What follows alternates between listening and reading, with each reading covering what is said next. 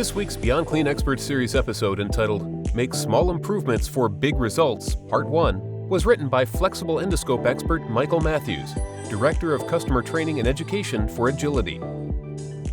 In our next two Expert Series articles, we'll introduce a high-level view of how a process improvement project could work within a sterile processing department, using a common methodology that comes from the Six Sigma system of process improvement, called DMAIC: Define, Measure, Analyze, Improve, and Control.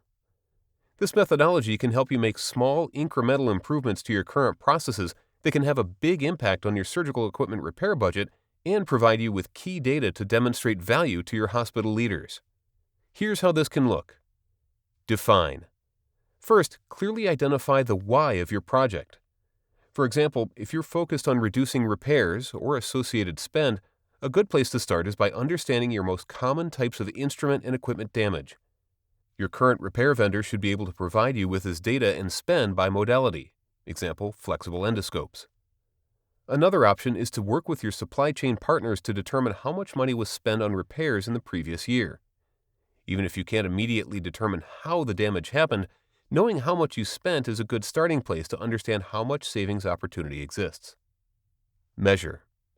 In Measure, our goal is to identify the patterns of process failures so we can focus on the significant few or the 2 to 4 things that can have the greatest impact.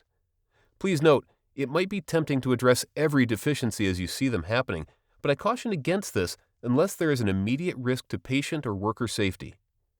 To help you get started, you can utilize this surgical equipment and instrument damage prevention audit tool, which covers multiple modalities, to help you assess your current processes and capture any failures or gaps as they are observed. To see the larger patterns, several audits should be performed across multiple shifts, staff, and physicians. We'll cover the rest of the DMAIC methodology for process improvement in Part 2. Thanks for listening to this episode of the Beyond Clean Expert Series. For more flexible endoscope questions and answers, you can contact Michael at michael.matthews@agilityhealth.com.